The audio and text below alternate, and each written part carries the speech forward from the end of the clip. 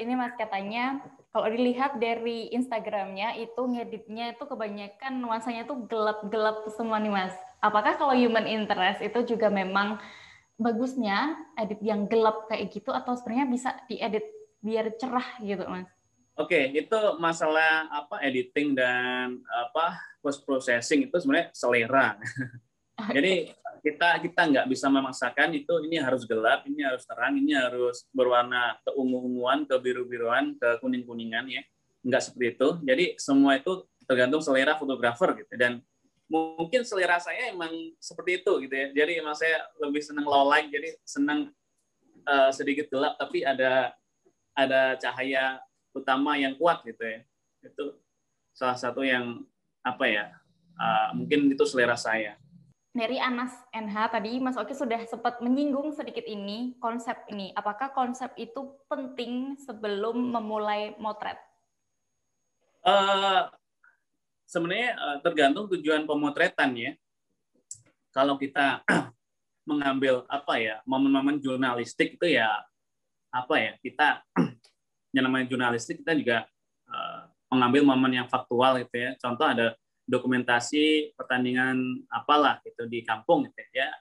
Kita gimana mau mengkonsep orang yang di situ ya, karena memang kita harus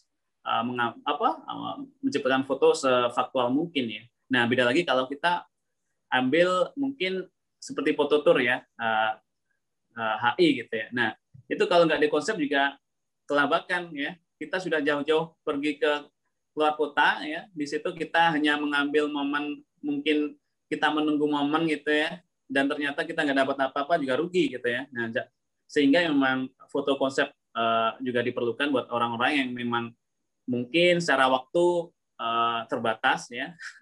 Orang kantoran mungkin motretnya cuma bisa minggu pagi gitu ya. Kalau nunggu di pedesaan ya, keluar kota gitu, dia nunggu mungkin juga capek ya, akhirnya mungkin menyiapkan talent ya, menyiapkan tempat ya, seperti itu gitu.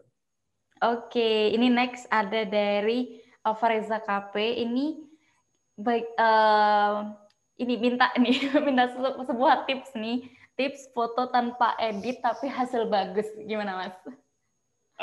Bisa ya, intinya sih fotonya banyak ini ya. Jadi foto yang faktual ya, foto yang memang street jurnalistik itu bernilai lebih karena memang mereka menciptakan sebuah momen yang apa adanya ya, momen yang mungkin bisa menjadi sebuah informasi gitu ya. Dan kalau diedit malah itu bukan jurnalistik, malah seakan-akan itu menjadi bukan keadaan yang sebenarnya gitu ya. Nah, kalau memang mau foto tanpa edit ya harus menemukan momen-momen yang luar biasa yang memang mungkin dalam koridor jurnalistik gitu ya. Jadi ya seperti itu. Tapi apakah gear itu penting Mas? Kalau misal untuk foto kita gitu.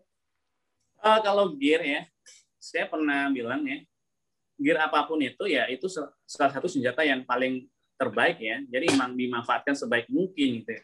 Tapi kalau kita bicara masalah mungkin menunjang pekerjaan gitu ya, memang buat profesional gear yang lebih baik itu juga lebih bermanfaat gitu ya, lebih dibutuhkan gitu untuk menunjang kita kerja cepat ya, dan mungkin secara kehalusan foto ya itu buat contoh ada fotografer yang mau memotret foto produk gitu ya. Nah, di situ juga keharusan mempunyai kamera yang memang mungkin profesional juga secara profesional kita butuh gitu. Oke, ini terakhir nih dari Dea sendiri ya Mas ya. Terakhir ini kalau disuruh milih, Mas Oki ini lebih pilih kamera bagus atau lensa bagus? Waduh. Susah ya Mas ya? Saya lebih milih spot yang bagus aja Mbak. Spot yang bagus aja. Yeah. Bagus juga Tribuners jawabannya. Yeah. Spot yang bagus aja. Kenapa Mas? Ya karena memang kalau kita sudah punya spot yang bagus ya kita memotret dengan HP pun juga bagus gitu ya. Lighting yang bagus, spot yang bagus itu kita udah kayak tinggal motret apapun juga pastinya oke gitu.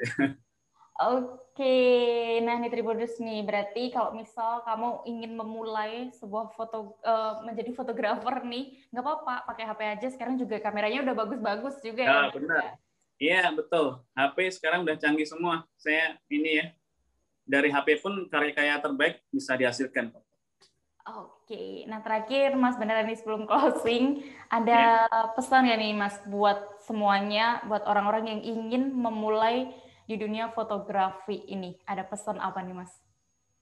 Eh, Pesannya intinya sih ini ya, jangan kita minder terkait gear gitu ya. Jadi saya dulu awalnya juga saya pinjam kamera teman ya, saya sampai mungkin dihina-hina gitu ya.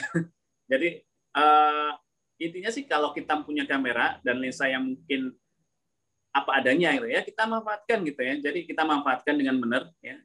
Saya pernah nulis gitu ya. Jadi contoh nih, ada kamera yang biasa dan kamera yang bagus. Ketika mereka berdua moto di salah satu acara yang sama, pasti yang kamera bagus ini dia hasilnya lebih bagus gitu ya. Nah, beda lagi kalau kita mungkin kamera kita biasa, tapi kita eh, menciptakan foto-foto yang unik, yang mungkin foto itu tidak ada di daerah lain gitu ya. Contoh kita menemukan salah satu suku yang mungkin nggak ada di, yang mungkin nggak pernah difoto oleh orang lain gitu. Jadi itu salah satu yang mungkin bisa jadi foto yang paling mahal gitu ya. Nah, jadi kita jangan sampai kita minder berkarya karena keterbatasan alat gitu. Jadi tetap semangat berlatih gitu ya. Nah, jadi kita mengasah rasa itu juga karena kita juga rajin memotret tiap hari gitu ya. Jadi seperti itu. Oke, Mas Oki, thank you banget ya Mas ya buat tadi Ya, ilmu-ilmunya tentang fotografi sama-sama. Terima khususnya. kasih Mbak Dia dan Tribun. Oke, Mas. Sekali lagi makasih banget. Semoga sukses selalu. Ditunggu karya-karya selanjutnya yang bisa dipajang dan membanggakan Indonesia di luar negeri. Amin. Amin. Oke, selamat melanjutkan aktivitas Mas Oki. Terima Ya. kasih. Terima kasih sudah nonton. Jangan lupa like, subscribe, dan share ya.